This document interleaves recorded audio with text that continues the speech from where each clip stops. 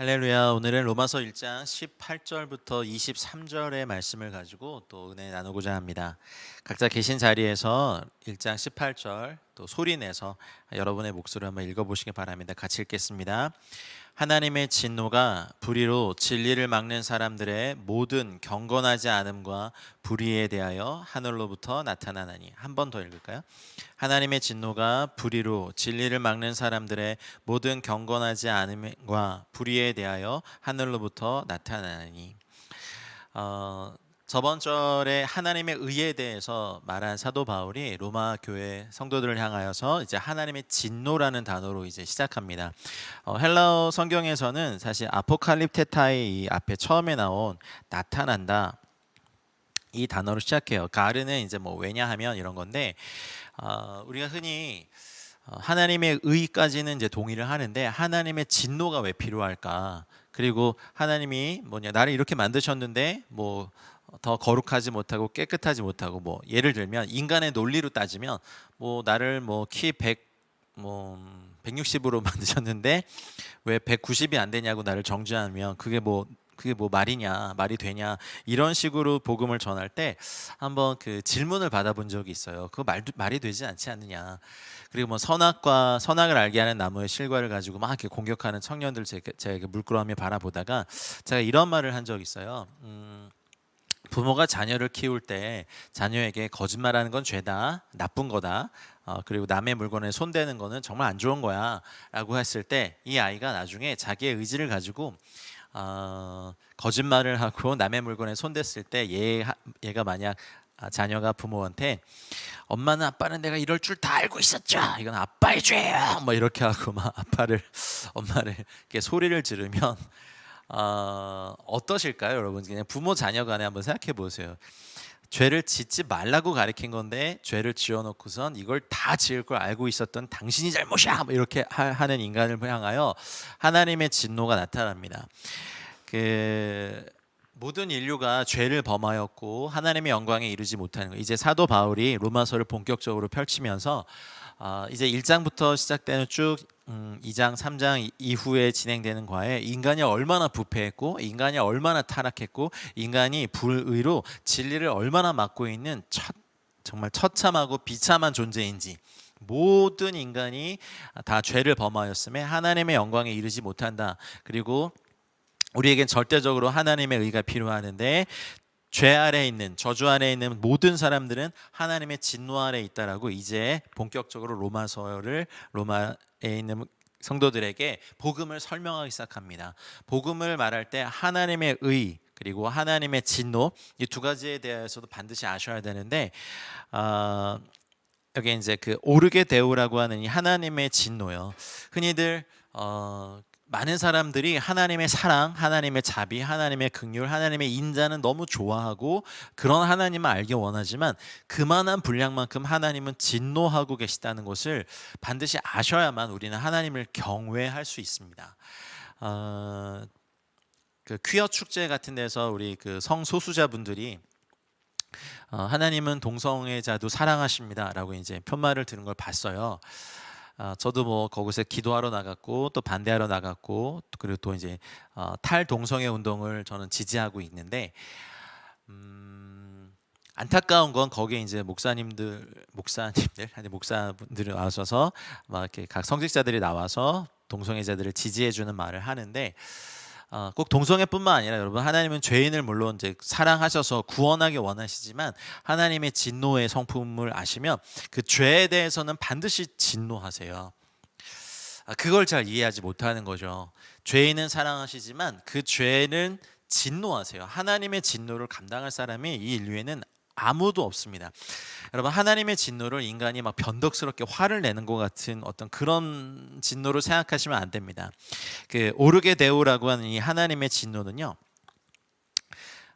예를 들면 이런 거예요. 하나님의 거룩하신 그리고 거룩함에 반대되고 모순되고 어긋나 있는 모든 것에 대한 하나님의 혐오의 표현이에요. 하나님의 본성이 되게 거룩하시거든요. 그리고 인간을 거룩하게 만드셨어요. 요즘은 이제 그런 거 많이 안 하는데 그래도 요즘 저 어렸을 때는 그 아버지 따라서 약수터 가가지고 그 약수물 받아오고 그런 거 기억이 나요. 간혹 짤막짤막하게. 요즘은 다 막 정수기도 잘 돼 있고 뭐 그래서 그런 거 잘 안 하시지만 아 약수물을 맑은 약수의 산의 물을 받아서 왔는데 그곳에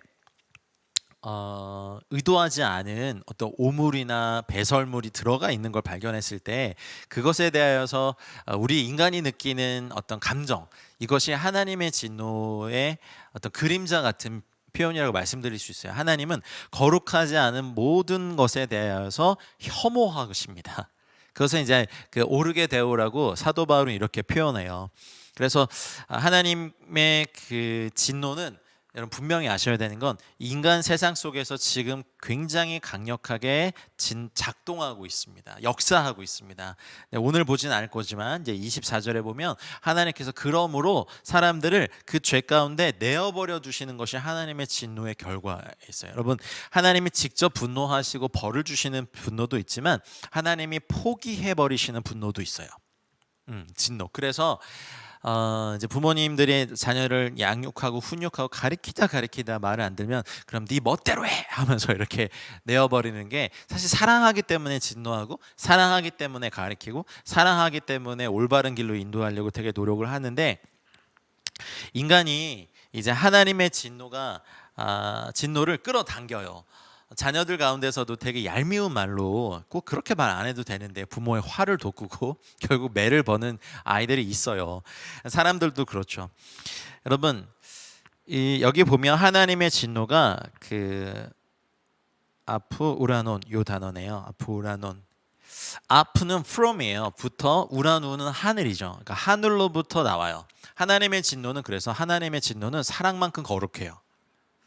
그러니까 로마서를 보면서 우리가 하나님의 사랑, 하나님의 의, 하나님의 긍휼, 하나님의 자비, 또 하나님의 신실한 것에 대하여서 우리 묵상하고 찬양하지만 이제 또 알아셔야 될 것은 우리가 이제 단단한 것도 씹어 먹어야 됩니다. 하나님의 말씀에 하나님의 진노는 아프 우라누 하늘로부터 부어지는 거룩한 것이라는 거죠. 인본주의 사관 그 세계관에서 만들어진 하나님은요 그냥 무조건 하나님 사랑하고 무조건 인간들에게 다 베풀고 무조건 뭐 무슨 죄를 짓든지 간에 다 용납해 주신다. 얼핏 보면 맞는 것 같지만 하나님은 사람 죄인을 용납하시죠. 근데요 예수님은 이렇게 죄인을 부르시는데 하나님은 우리 성부 하나님은 한 분이시지만 그 거룩하게 된 의인들을 부르십니다. 근데 그렇게 거룩하게 되는 것은 아까 17절에 말씀드린 하나님의 의이신 하나님의 공이신 예수 그리스도의 십자가의 그 사건의 공로를 통과하지 않고서는 인간은 거룩하게 될 어떤 방법이 없어요. 예수님께서 이 땅에 오실 때 나로 말미암지 않고는 아버지께로 올 자가 없다라고 내가 길이요 진리요 생명이다라고 단호하게 말씀하셨어요. 사도들도 담대히 외쳤어요. 이제 천하인간의 구원은 얻을 만한 그 어떤 다른 이름이 없는데 바로 예수와 예수 그리스도의 이름 외에는 우리에게 구원자의 이름이 없다라고 말씀하셨죠. 이제 하나님의 진노는 이제 예수님을 믿지 않는 모든 사람을 향한 진노예요. 죄를 조금 더 용납하지 못하시는 하나님의 거룩한 성품 때문에 나오는 죄에 대한 반응이에요. 여러분도 그런 성품이 하나님의 진노의 성품이 녹아져 있는 거예요. 여러분 각 사람에게 다른 건 다 참아도 난 이건 못 참아라고 하는 거 있죠. 다 다르죠. 뭐 어떤 사람에게 참 괜찮은 것 같은데 어떤 사람에게는 이게 너무나 싫은 걸로 대변되는 것도 막 있어요. 뭐 어떤 분은 뭐랄까요? 바닥에 물 흘리는 거 이런 거 싫은 거 있죠. 아니면 그 욕실에 머리카락 막 떨어져 있는데 그거 안 치우는 것도 그거 왜 용납 못 할까요? 그것은 그런 상황에 대하여서 내 안에서 나오는 어떤 반응이잖아요. 하나님의 진노는 죄를 조금도 용납하시지 못하는 하나님의 거룩한 성품 때문에 나오는 반응이세요.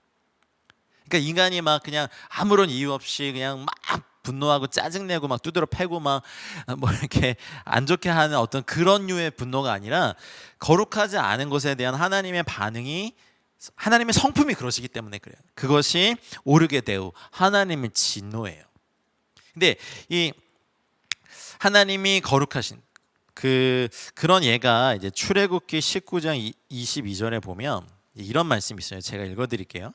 또 여호와에게 가까이 하는 제사장들에게 그 몸을 성결히 하게 하라. 나 여호와가 그들을 칠까 하노라. 제사장들은요, 하나님 앞에 서서 그 이스라엘 백성과 하나님 사이에 서서 계속해서 예배를 그 중간에 위치에 서서 했던 굉장히 사실은 거룩한 사람들인데, 특별히 대제사장들뿐만 아니라 자기의 반차와 순번을 따라 그 제단의 일을 섬기는 제사장들이 해야 될 정결 의식들이 있었단 말이죠. 그리고 죄가 있거나 하면 안 돼요. 그러니 하나님은 그렇게 하나님 앞에 늘 섬기는 제사장들까지도 칠 수 있어요. 왜냐하면 하나님의 성품이 그래요. 거룩하신 분이기 때문에 거룩하지 않은 거, 여러분 깨끗한 거 좋아하시는 분들, 아니면 정말 그 명품 흰색 블라우스 원피스 이런 거 다 이렇게 입고 나왔는데 갑자기 여기에 김치 국물 딴게 쫙 이렇게 나이키처럼 묻으면 어떻게 하세요? 그냥 입고 다니세요? 아니시죠? 그거 벗고 옷 갈아입잖아요. 그리고 그거 딱 묻었을 때 행복하다 뭐 이러세요? 제가 지금 얘가 참 이런데 좀 쉽게 말씀드리려고 그런 거죠. 하나님의 진노는 오해하시는 게 많은데 막 변덕스럽고 짜증내고 막 말 안 들으면 다 죽여버리고 막 그런 게 아니라 거룩하시지 않은 것에 대한 반응이란 말이죠. 하나님의 성품이 그러하시니까. 그래서 제사장들까지도 내가 그 몸을 성결하게 해라, 아니면 내가 너희를 칠까 하노라. 이게 하나님 완전 변덕쟁이야 막 이런 게 아니라요, 하나님의 성품이 그래요. 여러분, 하나님을 깊이 알아가시기 원합니다. 그래서 내가 거룩하니 너희도 거룩하라 말씀하신 하나님의 거룩하심을 꼭 닮으시는 저와 여러분들 되시길 축복합니다. 하박국서 1장 13절에 이런 말씀이 있어요. 주께서는 눈이 정결하심으로 악을 참아보지 못하신다, 이런 말씀이 있죠. 그러니까 하나님은 패역을 참아보지 못하시는 거예요. 그래서 그 하나님의 진노를 하나님의 거룩한 본성의 또 다른 표현으로 보셔야 됩니다. 그리고 하나님의 이 진노는요, 자신의 자녀를 사랑하는, 징계하시는 사랑의 또 다른 면이에요. 여러분, 자녀 사랑하시기 때문에 징계하고 꾸짖고 가르치시고 훈계하시고 양육하시고 필요하면 매도 들으시죠. 벌도 주시고. 그 왜 그래요? 물론 이제 자녀들이 느낄 때 자녀가 부모님이 나를 너무 사랑하신 걸 알고 있으면 이런 게 잘 들어가는데, 아빠가 나한테 해준 게 뭐야 뭐 이러면 일단 훈계와 이런 게 안 들어가죠. 엄마가 뭐야 막 이렇게 됐을 때 막 속상하고 억울한데, 그래도 우리가 그 사랑하는 자녀를 징계하시는 것은 부모님이 사랑하기 때문에 그렇죠. 하나님의 진노도 그래요. 하나님의 자녀를 징계하시는 하나님의 사랑의 일면이에요. 사랑하시니까 화내는 거예요. 구약에 보면 하나님의 진노를 제일 많이 받은 백성이 있어요. 누구죠?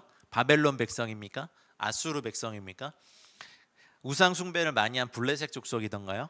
아니에요. 놀랍게도 하나님의 택함을 받은 이스라엘 백성이었어요. 사실은 주변 국가의 그 타락도에 비하면 이스라엘 백성은 그래도 괜찮게 사는 백성들이었어요. 근데 선택받은 민족이었기 때문에 하나님의 거룩하신 성품의 기준으로 보면 이스라엘의 패역이 주님이 너무 참기 어려우니까 오히려 그들보다 더 타락해 있는, 때로는 블레셋 족속을, 어떨 땐 아수르 제국을, 어떨 땐 바벨론을 강성하게 해서 이스라엘 치게 했죠.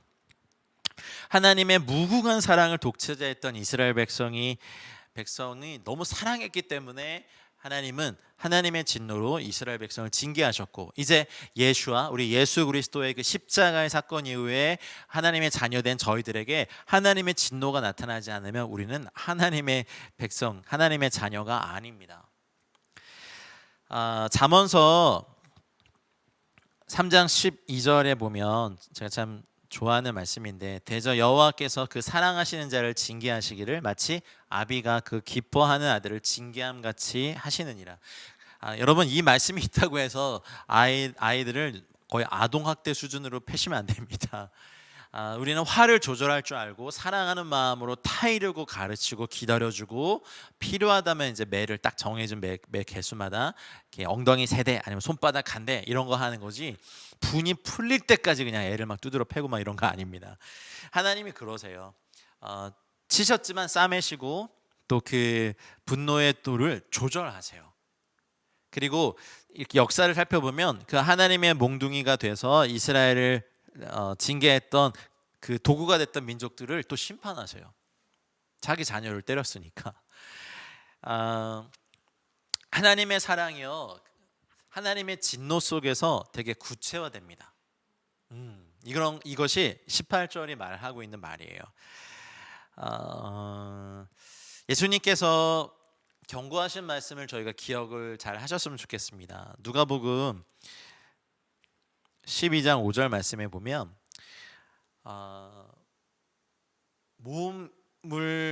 마땅히 두려워할 자를 두려워하라는 말씀을 하세요. 몸만 죽이는 사람을 두려워하지 말고 몸을 죽일 뿐만 아니라 그 영혼을 지옥에 던져놓을 수 있는 하나님을 두려워하라. 하나님을 두려워해. 그분이 진짜 두려워할 사람이다라고 말씀하셨죠. 철모르는 손자가 이제 할아버지만 수염 잡고 땡기고 막 버릇없게 한다고 하는 것처럼 우리는 하나님을 참 버릇없이 섬기기가 쉽습니다. 한국 교회가 참 그런 것 같습니다. 그러나 이제 우리 18절이 회복돼야 될 때라고 저는 믿습니다. 로마서를 준비하면서 굉장히 저도 두렵고 저도 하나님을 친하다고 생각해서 친밀하다고 생각해서 버릇없이 섬긴 건 아닌가 이런 생각을 하면서 이 말씀 앞에 섰습니다. 하나님은 사랑하시는 만큼 진노하십니다. 근데 이거 잘 보세요. 하나님이 여기 이제 어떤 것을 심판하시는지 요 경건하지 않음. 경건하지 않음은 어떤 하나님의 말씀과 계명에 대한 타락이거든요. 시편 7편 11절 말씀에 보면 하나님은 의로우신 재판장이시며 매일 분노하시는 하나님이시로다 이렇게 되어 있습니다. 잘 안 와닿죠. 그냥 좋은 목자시고 그냥 하하 웃으시고 막 기뻐하시고 그냥 뭘 하셔도 그냥 허허허허 하실 분 같지만 의로우신 재판장이 되시고 매일 분노하시는 하나님이시니까. 근데 하나님이 경건하지 않은 불경건함을 심판하세요. 여기 보면 이제 아세베이안이란 이 단어가 요 단어요. 아세베이안이란 요 단어가 경건하지 않음이에요. 불경건함. 잠언서 14장 9절 말씀에 보면 미련한 자는 죄를 심상히 여겨도 정직한 자는 중에는 은혜가 있다라고 하셨는데 하나님께서 제일 먼저 심판하시는 거 하나가 경건하지 않음이에요. 죄를 가볍게 여기는 거예요. 죄를 대수롭지 않고 죄를 용납하는 거라고 저는 생각합니다. 물론 하나님을 아예 믿지 않는 불신자들에 대한 말씀이 아니라 이 로마서는 이미 신앙을 갖고 복음을 듣고 많은 사람들에게 칭찬을 받고 있는 로마교회 성도들에게 쓰여진 거잖아요. 근데 그들에게 나타나고 있는 경건하지 않음에 대해 아니면 로마 제국 전체에 팽배해 있는 경건하지 않음이 성도들과 교회 안에 들어오면서 이제 로마 교회 성도들이 그것을 물들어가는 것에 대해서 걱정하는 사도 바울의 마음이 이 아세베이안 하나님의 진노가 우리들에게 경건하지 않은 것에 대해 심판이 나타납니다. 여러분 어리석은 자는 그 마음에 이르기를 하나님이 없다 하죠. 어리석음이 불경건함이에요. 그래서 죄를 용납하는 모습이 불경건함이에요. 이 정도는 다 하잖아. 세상 사람들은 야 거기에 비하면 나는 정말 안 하는 거야. 나는 정말 잘 사는 거야 라고 하면서 내 안에 용납하고 있는 하나님의 자녀의 불경건함에 먼저 하나님의 진노가 나타납니다. 여러분 이거 그냥 이 말씀 그냥 넘기실 말씀 아닙니다. 권면하다가 안 되면 드러내서 부끄러움 당하게 하십니다. 그래도 회개하지 않잖아요. 그럼 하나님이 그 다음 단계로 이제 사람 채찍 인생 막대기로 치십니다. 이게 되게 두려운 단계예요. 그래서 어떨 때는 건강을 잃기도 하고 어떨 땐 재산을 잃기도 하고 어떨 땐 능력을 잃기도 하고 어떨 땐 영향력을 잃기도 해요.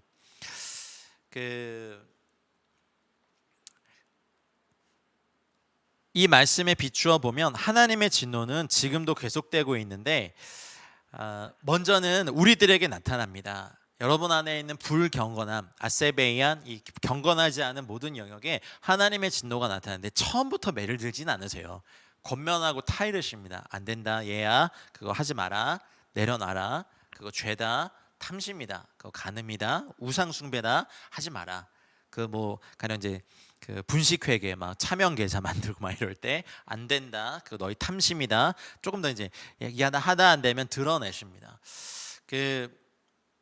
예전에 이제 제가 전도사 시절에 이렇게 롤 모델로 삼았던 소위 말해서 이렇게 성공하는 목회자 형님들 그분들이 많은 분들이 이렇게 좀 스캔들로 넘어지셨어요. 근데 나중에 들어보니까 하나님이 그분들을 처음부터 드러내게 하신 게 아니라 아주 오래전부터 권면해 오셨더라고요. 권면해 오시고 또 개인적으로 누가 이제 그걸 알게 된 사람이 일대일로 찾아가서 성경의 원리대로 권면했고 나중에 두 사람 이상이 찾아서 권면했고 안 들으니까 이게 이제 터트려 버리시죠. 그래서 벌을 받게 하시고 그것을 놓게 하시는데 그렇게라도 해서 그 죄에서 노임받고 하나님 앞에 돌아오게 하시는 거. 어쩌면 사역할 수 있는 특권, 영광스러운 직분은 이제 기회를 잃을 수도 있겠지만 경건하지 않음에 대해서 하나님의 진노의 심판을 미리 받는 것이 마지막 때 영원한 불지옥으로 떨어진 것보다 훨씬 낫습니다, 여러분. 그래서 하나님이 직접 내리시는 분노가 있죠. 여러분 사도행전 5장에 나와 있는 아나니아와 삽비라가 성령을 속이는 장면 기억하십니까? 여러분 그 이 하나님의 진노가 이런 수준으로 매 주일날 모여서 예배드릴 때마다 일어난다면요. 교회 부서 하나에 장이 부서가 있어야 될 거예요. 예배 한 번 막 드리고 나면 막 몇십 명씩 죽어나가고 몇백 명씩 죽어나갈 수 있으니까. 근데 하나님 이렇게 하시지 않아요. 성령을 속이는 죄를 지었을 때 즉시 진노를 쏟아부으셔서 그 자리에서 죽게 했죠. 그 다음으로 아까 말씀드린 포기하는 진노도 있더라고요.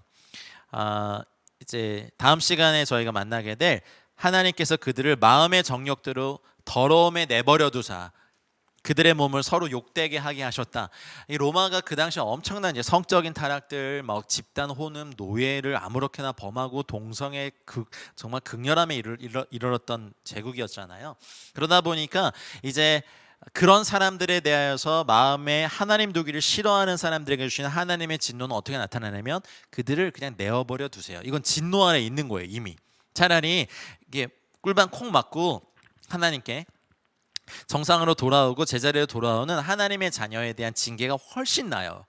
여러분 하나님의 진노가 우리 삶에 나타날 때 감사합니다 주님, 제가 지금 받고 있는 형벌은 제가 지은 죄보다 가볍군요, 감사합니다, 이렇게 감사할 수 있는 은혜가 있으시기 바랍니다.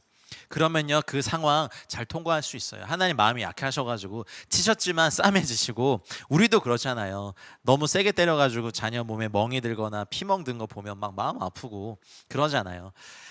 그러니 하나님의 진노가 그래요.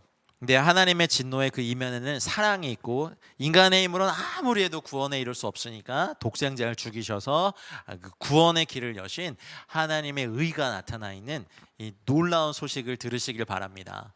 먼저는 우리의 경건하지 않음에 대하여서 심판하시고요.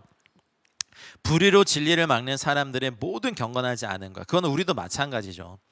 우리가 십자가의 복음을 듣고 구원의 복음을 듣고 구원의 감격을 또 거듭남의 은혜를 누리는 너무 놀라운 일이 있는데 그 다음엔 어떤 게 이제 복음이 필요합니까? 성화되어가는 복음이 필요합니다.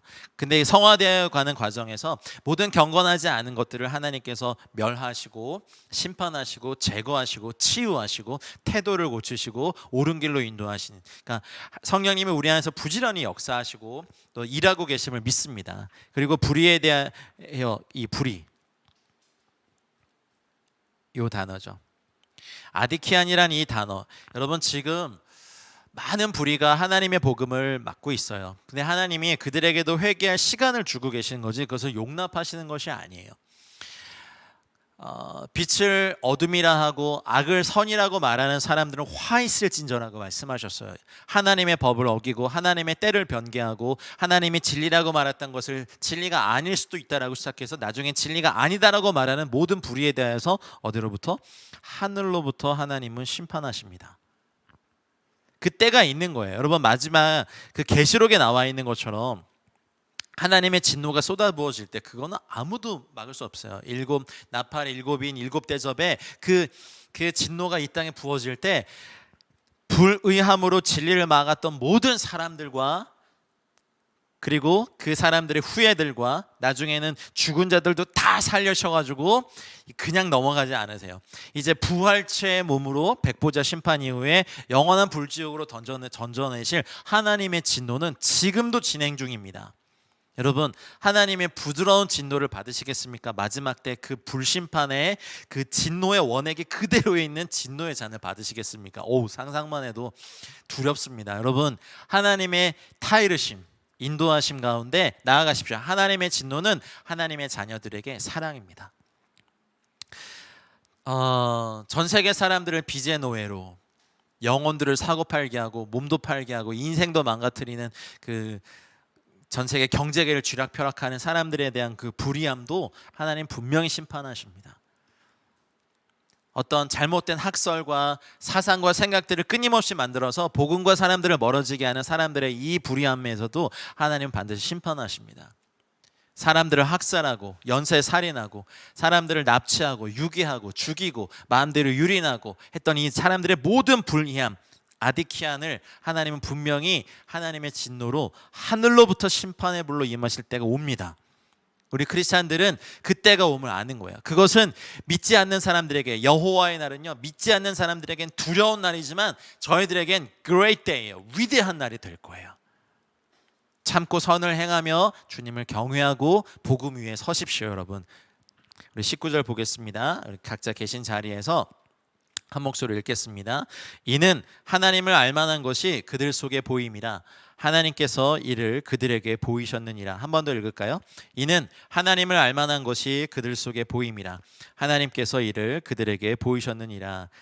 사도 바울이 놀라운 얘기를 합니다. 토 그노스톤 투 데오 파네론하고 하는 요 하나님을 알만한 것, 요게 이제 시편 19편 1절로 2절 그리고 4절에 하늘에 하나님의 영광을 선포하고 궁창이 그의 손으로 하신 일을 나타내는도다. 날은 날에게 말하고 밤은 밤에게 지식을 전하니.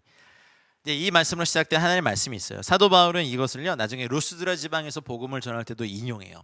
하나님을 알만한 것이 그들 속에 보입니다. 욥기서 12장 7절 8절 말씀에 보면 이제 모든 짐승에게 물어봐라. 그것들이 너에게 가르치리라. 공중의 새에게 물어봐라. 그것들이 또한 너에게 말하리라. 땅에게 말하라. 너에게 가르치리라. 바다의 고기도 너에게 설명하리라. 욥기서 이런 말씀이 있어요. 이 말씀 뭘 얘기합니까? 모든 피조물들, 모든 하나님을 알만한 것, 하나님의 모든 보이지 않는 하나님의 성품이 보이게 나타난 것들이 각 만물에 깃들여 있거든요. 어떤 한 연예인 자매님이 주 앞에 돌아올 때 그렇게 간증하는 걸 들어봤어요. 굉장히 열심히 있는 그 불교 신자셨고 또 뭐 좋다는 종교는 다 섭렵하셨던 분인데 문득 그런 생각이 들더래요. 인간의 몸이 우리가 매일 쓰는 이 핸드폰보다도 복잡한데 이걸 만드신 어떤 존재가 있을 거다라고 막연한 믿음이 그때 들어왔대. 핸드폰 사용하다가 어떤 되게 유명한 그 과학자신데 세포 분야에 세계적인 석학이시고 권위자셨는데 그분이 지론이 야 과학자가 무슨 신을 믿냐 이런 거였는데 세포를 연구하면 할수록 맨날 현미경 들여다보고 세포를 연구하면 연구할수록 세포 안에 우주가 담겨 있는 것을 느끼고 이거를 만드신 어떤 하나님이 안 계시다면 이게 말이 안 된다. 과학보다 더 분명한 진리다라고 그때부터 이제 성경을 읽고 하나님을 알고 영접하게 되는 놀라운 사건들 많이 됐습니다. 우리 주변에 보면 심지어는 그 무당들한테 전 보러 갔다가 부적스러 갔다가도 교회 나가라는 얘기를 들은 사람도 있고 하나님을 알만한 것이요 사람들 속에 많이 보여요. 인간은 본능적으로 하나님이 계신다는 것을 알 수 있게 지음 받았어요. 그래서 여러분 생각해 보세요. 지구상에 인류가 살았던 인간이 살았던 곳에는 반드시 뭐가 남아있냐면 종교의 흔적이 남아있어요. 어떤 막 돌로도 만들어 놓고 뭐 나무로 만들어 놓고 이제 그것을 형상화했기 때문에 그것이 좀 문제가 있지만 이 모든 것이 하나님이 만드신 그리고 하나님의 속성 하나님을 알만한 것이 사람 속에 보여요. 그래서 사도행전에서도 이제는 과거에는 하나님이 개념치 않으셨지만 이제는 하나님을 알만한 것 누구든지 더듬어 찾아 발견할 것이 인류에 있고 이제 누구든지 주 예수 그리스도의 이름을 부르는 자는 구원을 받는다. 이제는 복음의 시대니까. 그래서 무신론자야 나는 무신론자야 신이 있긴 어딨어 라고 하는 무신론자까지도요 사실은 그렇다면 그 무신론자가 말하는 신에 대한 개념 그건 또 어디서 왔을까요? 인류는 부인할 수 없어요. 야, 신이 있긴 어딨어 라고 할 때 그렇다면 인류는 만약 신이 진짜 없다면 신이라는 개념 자체도 없어야 될 거 아니에요. 그렇죠? 근데 인류가 살았던 모든 곳에는 어느 곳이든 무엇인가를 숭상하는 종교의 흔적들이 남아있는 거죠. 우리가 이제 그 하나님을 모방하고 또 하나님을 대처하는 가장 위대한 것 중에 하나가 자연과 우주인데, 자연에 가서 여러분 그 좋은 자연 막 산, 바다, 계곡, 숲 정말 좋아하는 페이버릿 플레이스들이 있으시죠? 그런데 가서 막 그 산림욕하고 막 신선한 공기 마시고 정말 여유롭고 넉넉하게 쉬고 오고 하면 정말 리프레시 되잖아요. 자연이 최고야라고 하지만 그 자연도 아주 작은 것까지도 모든 하나님을 알만한 것을 주님 다 펼쳐 놓으신 거예요. 나무만 연구해봐도 뿌리가 어떻게 그렇게 깊이 내리는지, 그 겨울을 어떻게 견디어내는지, 매미는 땅 속에서 그 오랜 시간 버티고, 요즘 매미 울죠? 이렇게 막 맴 울어대는데 그 짧은 인생을 사는 것도 얼마나 신비인지, 겨우내 죽었던 같은 가지에 다시 봄이 되어서 새싹이 돋고 꽃이 피는 거 보면 너무 놀랍고, 저 생명력은 도대체 어디서 오는 걸까? 물이 이렇게 순환하는 것, 하늘에서 비가 내리는 것, 이슬이 맺히는 것, 아니면 여러분 그냥 집안에서 키우시는 반려견, 반려묘 뭐 그런 생물들 보더라도, 그리고 키우시는 식물들 보더라도 도대체 이것이 어떻게 자랄까?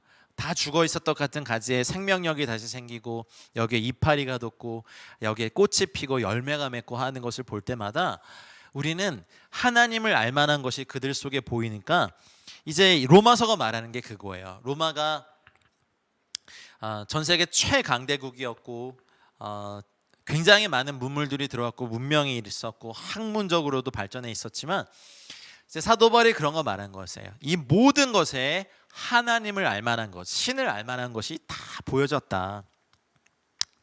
파네론이라는 것이 이제 사실은 보임이다, 나타나졌다라는 단어가 더 가까울 거예요. 나타나졌다. 하나님 보여주셨어요. 바위 하나만 보더라도, 물 하나만 보더라도, 땅을 연구하더라도, 어떤 식물을 연구하더라도, 곤충을 연구하더라도, 동물을 연구하더라도, 하늘을 연구하더라도, 이제 우주를 바라보더라도 이 모든 것을 지으신 이가 하나님이시고, 어떤 존재가 있음을 사람들은 막연히 아는 거죠. 전도서 3장 11절에 하나님이 모든 것을 지으시되 때를 따라 아름답게 하셨고, 또 사람들에게는 영원을 사모하는 마음을 주셨느니라. 그러나 하나님이 하시는 일의 시종을 사람으로 측량할 수 없게 하셨도다. 여러분, 사람 안에는요 영원을 사모하는 것이 있어요. 그런데 이 다음 말씀이 얘기하지만, 하나님께서 이걸 다 보이셨지만 하나님을 영화롭게도 하지 않고 감사하지도 않는 사람들은요 하나님을 다른 것으로 바꿔버려요. 그러니 하나님이 진노하시죠. 여러분, 자녀를 보더라도, 우리 삶을 보더라도, 그냥 우리 몸에 상처가 치유되고 회복되고 새살이 돋고 또 새로운 것이 일어나는 것을 보더라도 저희는 이제 볼 수 있는 것이 무엇이냐면 하나님을 알만한 것이 우리 속에 보여지는 거예요. 로마서 2장에서 말씀드리겠지만 2장 15절 말씀에 보면, 어떤 사람들은 이런 이들은 그 양심이 증거가 되어 그 생각들이 서로 혹은 고발하며 혹은 변명하며 그 마음에 새긴 율법의 행위를 나타낸다 하셨어요. 여기 보면 이제 양심이란 단어가 나와요. 사도 바울이 얘기하는 것이 모든 사람들의 안에 양심이 있는 것 자체가 하나님을 알만한 것이 그 속에 보이는 증거 중에 하나다. 하나님께서 이를 그들에게 보이셨다라고 말씀하신 거예요. 이제 뒤에 아담과 하와의 타락에 대해서 바울은 말해요. 그리고 이제 비기독교인, 유대인, 많은 사람들, 이방인들 다, 성경을 모르는 사람들 다 다루고자 할 때 하나님을 알만한 것이 이미 그들 속에 다 있다라고 말하죠. 그래서 하나님이 창조하신 것, 이 모든 것 안에 하나님을 알만한 것이 그들 속에 보이고, 그리고 하나님께서 이를 그들에게 보이셨어요. 여러분, 이것이 하나님께서 우리에게 부지런히 십자가의 복음을 듣기 전에 하나님에 대해서 자기가 자기 스스로 변호하시고 말씀하신 하나님의 열심이세요. 지금도 하나님께서 때를 따라 비를 내리시고, 요즘은 이제 인간이 망쳐놓은 이 지구 온난화 때문에 폭염과 여러 가지 자연 재해들이 있지만 여전히 하나님은 바람을 불게 하시고 해가 뜨게 하시고 바다의 경계를 정하시고 또 곡식들이 있게 하시고 때마다 과일들도 주시고 먹을 것도 주신 하나님의 은혜가 있습니다. 그래서 하나님이 창조하신 이 가시적 세계, 우리가 눈으로 볼 수 있는 이 세계는요 창조주이신 하나님의 비가시적인 보이지 않는 하나님의 신성을 드러내는 놀라운 수단입니다. 여러분, 열린 마음을 가지고 우리 주변의 자연과 사물과 우리 주변에 있는 생명체들을 진짜 사랑하는 마음으로 유심히 보십시오. 그러면 하나님을 알만한 것이 그 안에 다 있습니다. 자, 20절로 넘어갑니다. 계신 곳에서 우리 같이 읽어보겠습니다. 창세로부터 그의 보이지 아니하는 것들 곧 그의 영원하신 능력과 신성이 그가 만드신 만물에 분명히 보여 알려졌나니 그러므로 그들이 핑계하지 못할지니라. 아포크티세스라는 요 단어요, 창세로부터 말씀하십니다. 여러분, 하나님의 존재는요 사실 창세 이전부터 계셨습니다. 우리 인간은 시작이 있어요. 피조물이잖아요. 하나님께서 창조하셨기 때문에 그 시작과 근원이 있는데 하나님은 그 근원을 알 수 없어요. 영원 전부터 계시고 지금도 존재하고 계시고 앞으로도 계실 겁니다. 할렐루야. 그래서 창세로부터 하나님의 보이지 아니하는 것들, 보이지 않았지만 이제 보이게 하셨던 것들이 하나님 모든 만물에 다 집어넣으셨어요. 창세기에 보면 빛이 있으라 할 때 그 빛은요 태양의 빛이 아니었어요. 예히 오르라고 하는 하나님의 존재의 빛, 하나님의 본성에서 나오는 그냥 하나님 자신의 빛이었어요. 그 빛이 모든 만물을 시작하게 하셨습니다. 근데 그건 보이지 않았어요. 근데 하나님께서 빛이 있으라 하셨던 그 빛부터 시작하여서 영원하신 능력과 신성이 이제 만드신 만물에 다 분명히 보여 알려졌죠. 나무가 왜 그렇게 햇빛을 받아서 열심히 광합성을 하고 양분을 만드는 그 신비함, 어머니의 태에서 아이가 자라는 그 비밀함, 우리 몰라요. 그렇죠? 아무리 뭐 초음파로 들여다보고 막 이렇게 뭐 사진을 찍어도요, 그 안에서 어떻게 뼈가 형성되고 근육과 조직과 장기가 만들어지는지 그거 다 신비함입니다. 그것이 만물 안에 깃든 하나님의 능력과 신성입니다. 여러분, 혹시 이 로마서를 들으시는 분 중에 아직 잘 하나님을 모르겠다라고 하신 분들은 일단 한번 주변을 살펴보세요. 열린 마음으로요. 하나하나 자세히 열린 마음으로 식물을 들여다보시고 자녀들을 관찰해 보시고 나를 보시고, 진짜 저희가 쓰는 어떤 PC나 핸드폰보다 더 많은 복잡한 기능들이 정말 순조롭게 돌아가게 하신 하나님의 은혜. 인공관절도요, 제가 들어보니까 한 10년에서 15년 정도 쓰면 교체를 해야 된다고 하더라고요. 근데 하나님이 만드신 관절은 우리가 특별히 무리하거나 다치지 않는 이상 평생 쓸 수 있도록 잘 만들어 주셨어요. 심장 만들 수 없죠. 심장 이식 받는 수밖에 없잖아요. 참 신기한 건 우리 평생에 이 심장은 계속해서 자기가 스스로 뛰게 만들었습니다. 하나님의 신비함입니다. 하나님의 열심입니다. 하나님의 생명의 영존성입니다. 하나님의 그 신성의 독특한 능력이십니다. 그것을 사도 바울은 뭐라고 표현하냐면 그의 영원하신 능력이라고 표현했습니다. 여기 있네요. 헤테 하이디오스 아우토 두나미스. 하나님의 영원하신 권능, 영원하신 능력과 그 다음에 신성, 데이오테스라고 하는 신성, 요 단어요. 데이오테스, 이 두 가지가 만드신 만물에 분명히 보여 알려진. 그래서 예전에는요, 수도사들의 영성 수련 방법 중에 수도원 주변에 있는 식물과 바위와 나무와 풀과 꽃과 어떤 사물과 자연을 유심히 관찰하면서 여기에서 발견할 수 있는 하나님의 영원하신 능력이 뭐냐, 그리고 하나님의 하나님의 신성이 무엇이냐를 이렇게 발견해내는 것들을 영성 수련의 한 가지로 했다는 기록을 본 적이 있어요. 그러면 나무를 보면서 이걸 도대체 뭘 발견해야 되나? 여기에 하나님의 영원하신 능력이 어떻게 들어가 있지? 근데 각자 묵상하다 보면 발견이 되는 게 있겠죠. 흐르는 물을 보면서 이 물은 누가 에너지를 계속 주는 것도 아닌데 흘러가고 생명을 주고 깨끗하게 하고 정화하고 스며들기도 하고 증발하기도 하고 다시 내리기도 하고 사람과 생명체 몸속에 들어가서 좋은 역할을 하기도 하고 배설되기도 하고, 이 모든 것들을 깊이 연구하면 연구할수록 영원하신 능력과 신성이 발견되면서 그 다음에 수도사들이 이제 성경을 읽게 했대요. 그런 묵상법이 만물 안에 깃들어 있는 하나님의 능력, 영원하신 능력과 신성도 발견하지 못하면서 네가 학문적으로 성경을 보면 안 된다라고 해서 옛날 수도사들은 그렇게 했다는 기록을 제가 보고, 야, 그럴 수도 있구나 이런 생각을 들었습니다. 그래서 프란체스코 같은 분들이 되게 자연주의적 영성이잖아요. 항상 숲에서 자연에서 막 새와 대화하고 막 그 늑대의 횡포함을 그 늑대와 대화해서 풀어줬다는 기록을 보면 이걸 믿어야 돼라고 하지만 어느 정도 일리는 있겠다라는 생각이 드는 거죠. 왜냐하면 모든 만물에 그의 영원하신 능력과 신성이 깃들어져 있기 때문에 그렇습니다. 그래서 우리 찬송가 가사 중에 주 하나님 지으신 모든 세계 내 마음속에 그리워 볼 때 하늘의 별 울려 퍼지는 뇌성 주님의 권능 우주에 찬네 주님의 높고 위대하심을 내 영혼이 찬양하네 주님의 높고 위대하심을 내 영혼이 찬양하네. 이 찬양 부르니까 자연으로 여행 가고 싶습니다. 근데 자연으로 여행 가서도 하나님의 영원하신 능력과 신성을 발견하지 못하고 정말 좋은 공기 있는 곳에 그냥 담배만 뻑뻑 펴대고 그냥 술만 진창 마시고 오는 그런 여행이라면 가고 싶지 않습니다. 영원하신 능력과 신성이 만물에 깃들어 있습니다. 창조 세계가 지식을 드러냅니다.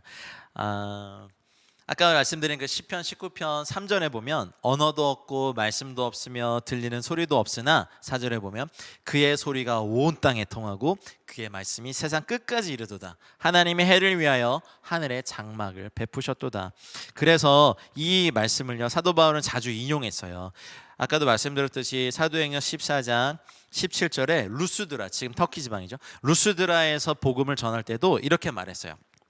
그러나 하나님이 자기를 증언하지 아니하신 것이 아니니 곧 여러분에게 하늘로부터 비를 내리시며 결실기를 주시는 선한 일을 하사 음식과 기쁨으로 여러분의 마음에 만족하게 하셨느니라. 그 루스드라 지방 가면 굉장히 큰 평원이거든요.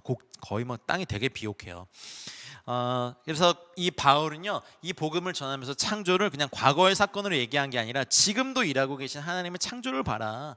끊임없이 하나님은 이 만물을 창조하시고 곡물을 자라게 하시고 우리 몸 안에서 세포가 조성되게 하고 뼈가 또 이렇게 또 이렇게 강해지기도 하고 만들어지기도 부러진 게 다시 붙기도 하는 그런 놀라운 비밀 가운데서 우리 몸을 계속해서 유지시키는 하나님의 창조가 지금도 계속되고 있다라고 말하면서 루스드라 지방에서 복음을 전했죠. 이것이 사도 바울이 갖고 있었던 자연을 창조하신 하나님을 증거하는 방법 중에 하나였어요. 인간은 여전히 양심을 갖고 있거든요. 그래서 그 양심에 비추어서 정직하게 사물만 잘 판단해도요 저걸 만드신 분이 계시는구나 라는 존재를 인식하게 되죠. 창조주의 그 피조물도 저렇게 경이로운데 이걸 만드신 창조주 그분은 얼마나 놀라울까라는 그것이 인간 양심의 순기능이에요. 모든 인간이 하나님의 형상을 닮은 존재이기 때문에 그렇죠. 근데 인간이요 만드신 만물에 분명히 이게 보여 알려졌는데 그것을 보면서 하나님을 찾지 않았어요. 그래서 인간이 정죄를 당했고 그래서 인간이 하나님의 진노 아래 있는 거예요. 로마서가 이해되세요? 아니 내가 뭔 죄를 지었다고 맨날 죄인이래 기분 나빠 이게 아니라 하나님은 만물 안에 자신의 성품을 다 보여주셨는데 그걸 다 봐놓고서도 사람들이 하나님을 찾지 않기 때문에 인간은 하나님의 진노하심 아래 있는 거예요. 그래서 우리는 모두 다 십자가가 필요하고 복음을 들어야 됩니다. 우리에겐 구원이 필요합니다. 그게 유대인이건 로마인이건 헬라인이건 저희 코리안이건 차이니스건 제페니스건 아메리칸이든 상관없어요. 하나님을 아는 것, 또 하나님을 믿는 것, 하나님을 사랑하는 것, 이 모든 것 먼저는 아주 초보적인 지식이겠죠. 자연을 통해서도 신의 존재를 인식하고 그 다음에 복음을 듣고 하나님의 말씀을 통해서 알아가고 또 하나님을 맛보아 알아가고 세상에 어떤 종교가 그 신에 대해서 맛보아 알고 너희와 결혼했다 그러고 너희 나의 자녀다 그러고 독생자를 죽이면서 구원하십니까? 우리 참 하나님밖에 없습니다. 이걸 다 보여주셨는데도 하나님을 찾지 않아요. 나중에 백보자 심판 때에 아니 당신 몰랐는데요? 라고 할 때 분명히 이 말씀을 말씀하실 거예요. 모든 만물 안에 나의 능력과 신성이 다 있었고 나는 매일 너에게 이걸 보여줬다. 근데 너는 날 찾지 않았다. 너는 이제 영원한 불족밖에 답이 없다. 그때는 그렇게 하실 수밖에 없죠. 이제 구원의 때요 은혜 받을 만한 때인 지금 우리가 하나님의 말씀을 듣고 예수 그리스도 앞에서 십자가를 즐거워하며 감사하며 찬양하며 주의 예수 앞 우리 주님을 만날 때입니다. 핑계하지 못합니다. 이제 우린 다 구원자가 필요합니다. 21절로 가겠습니다. 같이 읽겠습니다. 하나님을 알되 하나님을 영어롭게도 아니하며 감사하지도 아니하고 오히려 그 생각이 허망하여지며 미련한 마음이 어두워졌으면. 여기 보면 이제 그논테스라는 요 단어가 이제 사실은 정확히 좀 해석해 보면 알고 난 후에예요. 문법적인 걸 보면 하나님을 알고 난 후에. 자, 여기서부터는 되게 좀 두려운 마음으로 이 말씀을 대해야 되는데, 사실 이 죄가 오늘날 되게 흔하거든요. 하나님을 알고 난 후에도, 자, 우리 같이 하나님을 영어롭게도 하지 않은 것이 첫 번째 죄예요. 그 다음 두 번째가 감사하지도 않. 그렇다면 그러니까 이 두 가지 죄는 되게 흔한 죄인데, 문제는 여기서 그논테스라고 한 이 문맥의 흐름을 보면 하나님의 만물 안에, 모든 만물 안에 당신의 영원하신 능력과 신성을 다 보여주셨단 말이에요. 하늘 보고 막 노을 보면서, 구름 보면서, 바람 느끼면서, 나무 보면서, 풀 보면서, 동물 보면서, 내 몸 보면서, 인류 인생의 이 모든 걸 다 보면서 하나님의 영원하신 능력과 신성을 다 보여주셨는데도 그논테스, 알고 난 후에도 그다음 뭐예요? 하나님을 영어롭게도 아니하며 감사하지도 아니한 인류에게 어떤 결과가 있습니까? 첫 번째가 그 생각이 허망해져요. 두 번째가 미련한 마음이 오히려 어두워져요. 총명이, 그러니까 아시노테스라는 요 단어는요, 사실은 지각이 없는, 어떤 뭐 지식이 없는, 뭐 분별이 없는 그런 뜻이에요. 그러니까 미련한 마음이, 그러니까 허망해서 어두워질 마음이, 미련한 마음이 지각도 없어졌어요.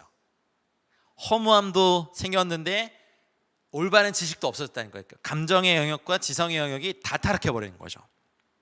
그러니 모든 인류에겐 구원이 필요해요. 모든 인류는 다 복음을 들어야 돼요. 모든 인류에겐 우리 구원자 예수 그리스도가 필요해요. 어떤 인간도 참목자가 아니에요. 예수님 외에는 구원이 없어요. 예수님만이 우리에게 구원을 주실 수 있어요. 여러분, 이건 지금 교회에도 우리 믿음의 성도들에게 되게 흔한 죄입니다. 불신자들에게도 적용시킬 수 있는 말씀이고, 우리 믿는 자들에게도, 우리 하나님을 알잖아요. 근데 우리의 인생이 이기주의에 빠지고, 가족 이기주의에 빠지고, 그냥 우리 가족 이것만 하고 남에게 베풀지도 않고, 하나님을 위해서 또 그 각자의 부르심과 가정의 소명과 부르심을 따라 살지도 않는 것이 영화롭게 하지 않는 거죠. 전도서의 말씀을 보더라도 일의 결국을 다 들었으니 하나님을 경외한 것과 그의 명령을 지킬지라, 이것이 사람의 본분이다라고 명확히 말씀해 주셨고, 이사야 43장 21절 같은 말씀도 이 백성은 내가 나를 위하여 지었나니 내가 나의 찬송을 부르려 합니다. 에베소서 2장 10절 같은 말씀 뭐예요? 우리는 선한 일을 위하여 지으심을 받은 사람들이에요. 근데 목적대로 안 살아. 하나님을 이용해서 그냥 이 땅에서 한평생 잘 먹고 잘 살고, 나만 잘 먹고 잘 사는 게 아니라 잘 살려고 하는 것이 이기주의. 뭐예요? 그게 하나님을 영화롭게 하는 삶이에요? 나를 영화롭게 하기 위해서 하나님을 이용하는 삶이지. 그러니 우리 이 21절 말씀 앞에서 우리 믿는 성도들도 이제 하나님을 그논테스, 알고 나 후니까 하나님을 영화롭게 하기로 결정하셔야 돼요. 내 인생에, 그래, 내 노년이 걱정되는 거, 뭐 노후를 위해서 준비가 부족하다고 해도 이제 말씀으로 기도하는 거죠. 하나님, 내가 늙어서도 나를 버리지 마시고, 내가 백발이 돼서라도 나를 떠나지 말아 주십시오. 내가 주의 힘을 후대에 전하기 위해서도 그때까지 나를 붙잡아 달라고 기도했던 다윗의 고백처럼, 주님, 늙어서도 내가 열매 맺고 풍성한 나무가 되어서 복음을 영화롭게 하고 하나님을 영화롭게 하고 많은 영혼들 돌보며 즐겁고 기쁘고 행복하게 주님을 위해 살다가 가게 해주십시오라고, 그런 결심하는 것부터가 하나님을 영화롭게 하는 삶의 시작입니다. 육아로도 고단하죠. 하지만 이 아이를, 우리 가정을 하나님이 기뻐하시는 가정으로 만들겠다라는 그 고백 자체가 하나님을 영화롭게 하는 삶의 출발입니다. 모든 사람들이 다 신학교 와서 풀타임 사역자로 헌신하는 건 아닙니다만, 여러분의 영역에서 하나님을 영화롭게 하기로 결정하십시오. 이렇게 안 하면 믿는 신자들도요, 그 생각이 허망해져요. 그리고 허망해진 생각을 넘어서 어두워져요. 지각이 사라진다고요. 여러분, 플라톤, 소크라테스, 세네카, 이런 뭐 인본주의, 세계 헬라 철학의 근간을 이뤘던 이런 분들이, 그들의 사상과 생각은 참 깊고 높지만 그들의 삶은요, 나중에 극한 성적인 타락과 동성애에 빠져서 되게 그들의 인생의 노년이, 말년이 되게 좀 입에 담기도 좀 부끄러운 모습이 되었잖아요. 지식을 가졌어요. 근데 그 지식에 대한 책임을 망각하고 그 지식으로 하나님을 영화롭게도 아니하고 감사하지도 아니하니까 생각도 허망해지고 마음도 어두워져서 그냥 죄에 빠져서 자신의 육체를 서로 모욕하면서 살다가 인류 역사의 위대한 철학자라고 하더라도 그냥 그렇게 끝나버렸죠. 우리는 하나님을 알고 있습니다, 여러분. 이제 우리가 해야 될 게 있습니다. 하나님을 영화롭게 하는 삶을 살아가도록 결정하시고 성령님의 도움을 구하시고 실제로 그렇게 살아내십시오. 아멘. 그래서 여러분, 우리 하나님을 안에 몰랐을 때는 여전히 우리의 양심의 증거가 되어서 만물 안에 깃들어 있는 하나님의 영광과 신성을 보면서 하나님을 알도록 주님이 인도하셨지만, 이제는 하나님을 알고 난 저희들에게도 저희가 해야 될 책임이 있단 말이죠. 하나님을 영화롭게 하는 삶, 그리고 감사하며 사는 삶. 참 안타까운 것은 아주 오랫동안 복음의 삶을 살았던 분들도 하나님을 영화롭게 하기보다는 자기의 왕국을 세우거나 자신의 교회를 세우거나, 담임 목사님들, 아니면 자신의 왕국을 세워버려서 타락해버렸을 때, 그리고 이 모든 것이 은혜인데 내가 지금 누리고 있는 것이 하나도 당연한 거 없고 다 은혜인데 감사하지도 아니했을 때 생각이 허망해지고 막 세습하고 비자금 만들고 스캔들로 넘어지고, 이게 주님의 몸된 교회를 섬기는 사역자들이 할 일이 아니잖아요. 성도들도 마찬가지고 미련한 마음이 어두워져서 이것이 옳다라고 말하고 어떻든 논리를 갖다 대서 했던 것. 여러분, 인간을 영화롭게 하지 마십시다. 설교자를 영화롭게 하지 마십시다. 각자 자기의 일한 것에 따라 상급을 받는 사람일 뿐입니다. 인간을 높이지 마십시오. 그리고 여러분을 높이지 마십시오. 여러분을 영화롭게 하고 여러분을 높이기 위해서 하나님을 이용하지 마시고 하나님을 영화롭게 하기 위해서 여러분의 삶을 들이십시오. 우리의 삶을 들이십시다. 우리가 누리는 것 그 어떤 것도 당연한 거 없습니다. 행운 아닙니다. 우연 아닙니다. 다 은혜이고 감사할 것입니다. 생각이 무정해지고 허망해지고 직관이 없어서 공허해지는 이것들이 사실은 모든 인류의 상태입니다. 여러분, 우리 이렇게 살지 마십시다. 하나님을 알고 영화롭게 하시고 감사하고, 청소하면서도 감사하시고, 요리하면서도 감사하시고, 일할 수 있어서 감사하고, 먹을 수 있어서 감사하고, 화장실 잘 갈 수 있어서도 감사하시고, 친구가 있어서 감사하시고, 공동체가 있는 거 너무 감사하셔야 됩니다. 진짜 감사하셔야 됩니다. 그래서 정부가 있어서 감사하고, 경찰이 있어서 감사하고, 또 학교가 있어서 감사하고, 모든 것이 다 감사로 되는 사람들이, 여러분, 생각이 허망해질 틈이 없어요. 감사가 충만히 넘치는데. 자족하는 마음이 저 여러분들에게 부어지기를 지금 이 시간 축복합니다. 모든 세대가 다 타락해도요, 우리는 그 길 따라가지 맙시다. 모든 세대가 다 막 동성애, 어떤 죄악에 미친 듯이 쫓아가도요, 술 취함에, 음란에, 타락에, 탐욕에 가도요, 우리는 그렇게 살지 마십시다. 우리는 주님을 섬기는 사람이고 주님을 아는 사람이기 때문에 그렇습니다. 여러분, 기억하십시오. 모든 인류의 상태가 하나님을 영화롭게도 아니하고 감사하지도 아니했기 때문에 상태가 어떻습니까? 생각이 허망해졌고, 허망하고 민회해진 마음이 어두워졌어요. 그래서 죄를 죄로도 여기지 못해요. 그래서 정말 하나님의 빛이 필요합니다. 자, 22절로 넘어가겠습니다. 같이 읽을까요? 스스로 지혜 있다 하나 어리석게 되어. 이것이 하나님에 대한 의무를 다하지 못한 사람들의 사실은 상태입니다. 박사들도 있죠. 석학들도 있죠. 그러나 인류 근본에 대한 질문에 대한 답은 하나님 외엔 갖고 계시지 않습니다. 만드신 분에게 있습니다. 우리의 학식이 아무리 뛰어나도 역사상 그 수많은 철학자들, 박사들, 지혜자들, 지식자들의 수준을 넘어서지 못하고, 인류 역사에 살았던 수많은 예술인들, 문학가들, 건축가들, 과학가들, 철학자들, 종교인들, 왕들, 장군들 다 있었지만 결국의 결말은 그냥 한 줌의 흙으로 돌아가고, 하나님 없이 살았던 모든 인생이 허망하게 끝냈는데, 모든 사람들이 각자 자기의 지혜를 자랑합니다. 요즘 유튜브 보면 각자 입들이 채널마다 이것이 옳다, 이것이 옳다, 이것이 옳다, 나는 이랬다, 이래서 성공했다, 난 이래서 자산을 많이 가졌다. 자신의 지혜를 말을 하지만 하나님을 경외하고 하나님을 말하는 그런 사람들 참 적습니다. 여러분, 온 이성에 온갖 빛이 다 있다고 말하지만 사람들 참 어리석어요. 그 교육을 잘 시키면 인류가 유토피아가 될 거라는 그 환상에 빠졌던 인류 역사의 시대가 있었죠. 그런데 교육을 잘 시켜 놓으니까 소위 말하는 합리적인 사람들을 만들어 놨더니 범죄를 조직적으로 하기 시작해요. 옛날에는 그냥 살인 한두 건 한 거였는데 합리적이라고 했던, 좀 이런 표현 쓰겠습니다. 전 가장 뛰어난 이성과 합리를 가졌다고 하는 독일 게르만 민족이 하나님을 떠나니까 어떻게 됩니까? 600만을 학살해요. 600만입니까? 유대인만 600만 죽였죠. 전 유럽의 수많은 젊은이들의 피를 흘리게 했어요. 일본 선진국이죠. 그런데 그 이면에 하나님이 없는 그 민족의 문화는, 그 민족 전체는 결정적인 순간에 민족 전체가 좀 악한 영의 그 영향을 받는 걸 우리 봤잖아요. 전쟁을 수많은 민족들이 했지만 사람의 인체, 사람을 대상으로 마루타 생체 실험을 하고 수많은 여성들을 잡아다가 성노리개를 조직적으로 삼았던 민족이 있습니다. 아프리카에서 막 후티족과 투티족의 막 인종 학살을 보면 야, 이럴 수가 있나 싶을 정도로 그렇고, 시에라리온, 인류 역사의 최악의 내전 중에 하나라고 하는 시에라리온 11년간 있었던 내전의 역사를 보더라도 그 다이아몬드 그거 차지하려고 수많은 사람들의 신체를 절단하고, 최근에 있었던 IS의 발행들 보면 그들이 옳다고 믿고 있는, 스스로 지혜 있다고 하는 그 이슬람 종교의 끝에 뭐가 있었어요?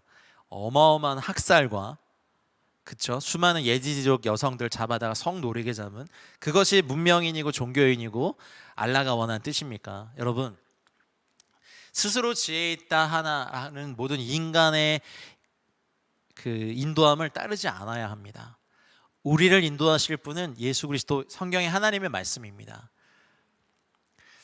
여러분, 저도 믿지 마십시오. 하나님의 말씀과 성령님만 믿으십시오. 인간의 지혜가 뭐가 그리 대단하겠습니까? 누가 어떤 그런 표현 쓰더라고요.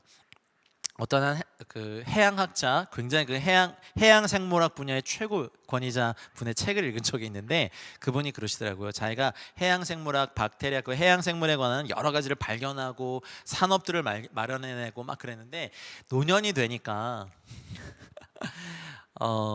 류마티스 관절염과 전립선 비대증과 안구 건조증과 굽어진 등만 가지고 있는 늙은이밖에 안 됐다.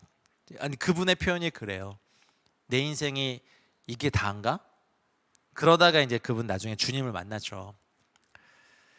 진작에 주님을 알았더라면 내가 이렇게 살지 않았을 텐데, 내가 가졌던 모든 지혜가 아무런 쓸모가 없고 내 지혜가 얼마나 대단한지를 내가 스스로 과시만 했지, 이 지식이 사람들을 살리는데 전혀 조금도 도움이 되지 않았다라고 고백하는 글들을 본 적이 있어요.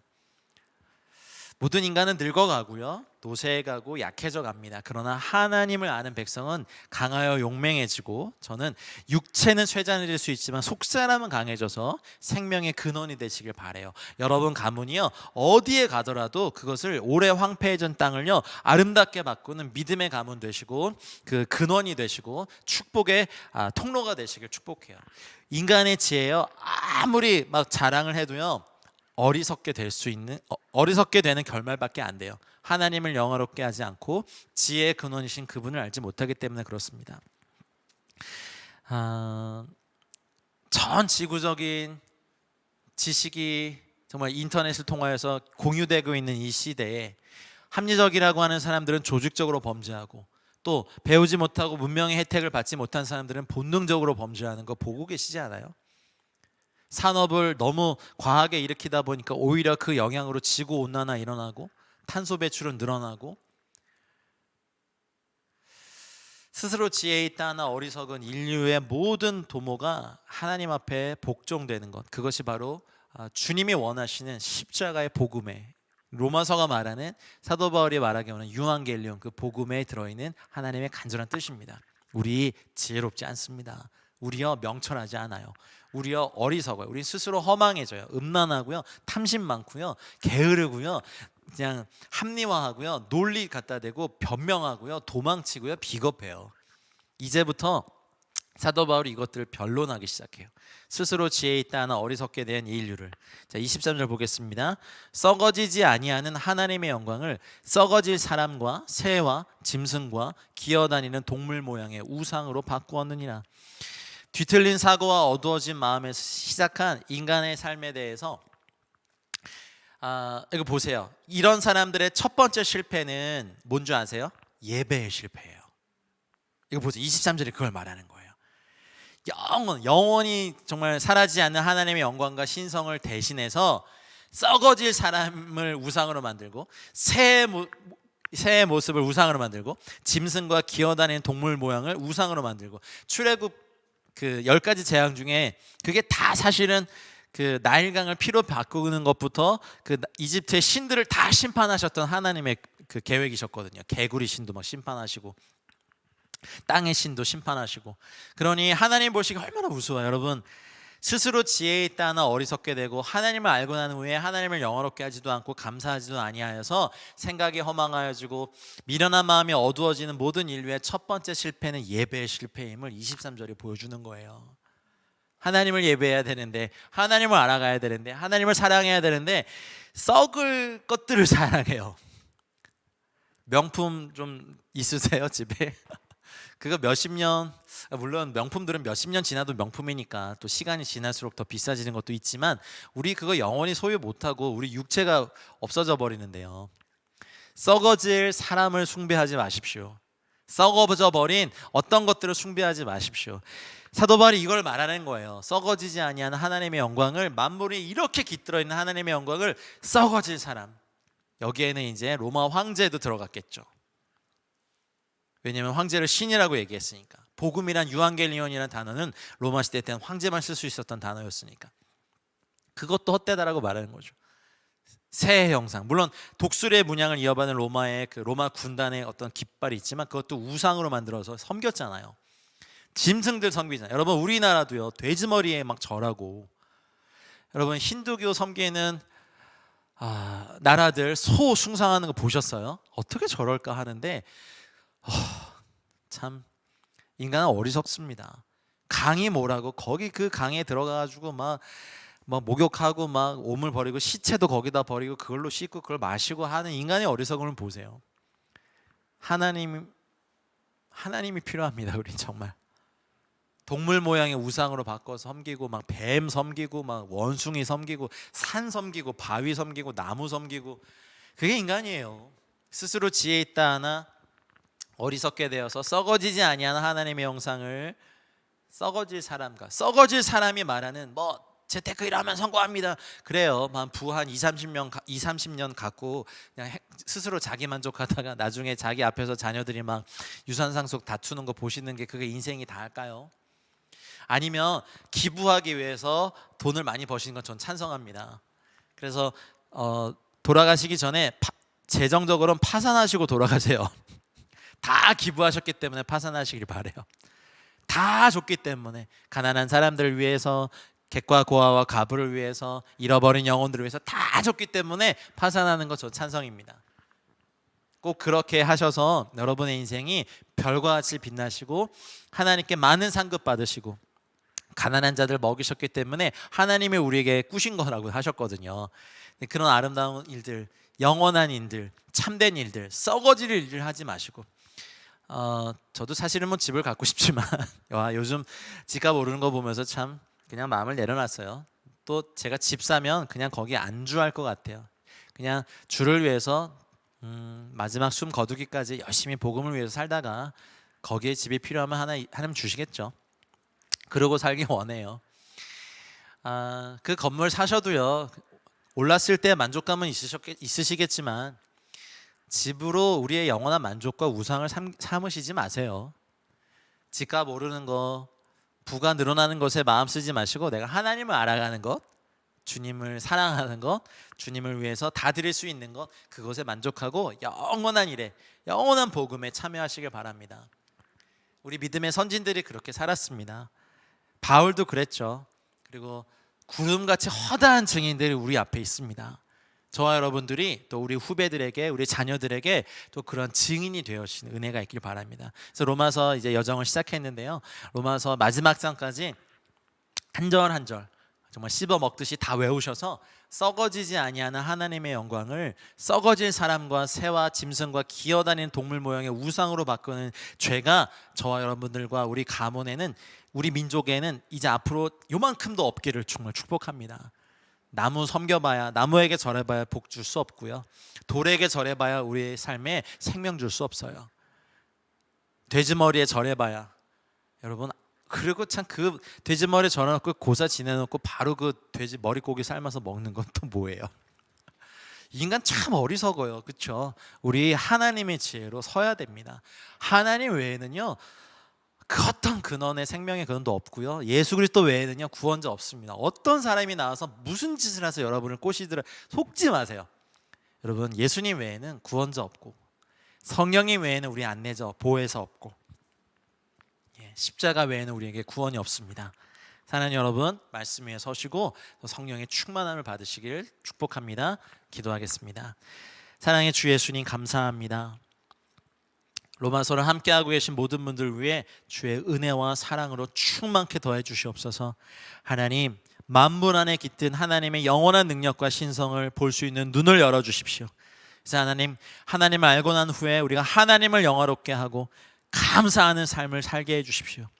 생각이 허망하여 주고 미련한 마음이 어두워지는 하나님, 우리 인류의 상태에 빠지지 않게 하여 주시옵소서. 하나님, 우리가 이 땅에서 마지막 숨을 거두기까지 우리가 주님을 영화롭게 하는 삶 살기를 갈망합니다.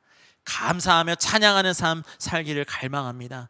하나님, 스스로 지혜 있다 하나 어리석게 되는 인생 되지 아니하고 지혜의 근원이신 주님께 계속 지혜를 구하며 인도하심을 구하며 하나님, 주님과 함께 동행하는 에녹과 같은 삶이 되게 하여 주시옵소서. 사도 바울의 열정이, 하나님의 마음의 열정이 이 로마서를 통하여서 함께하는 모든 분들에게 전달되기를 간절히 소망하며 말씀이신 주님을 찬양하고 사랑하며 이 모든 말씀 우리 주 예수 그리스도 이름으로 감사하며 기도드렸습니다.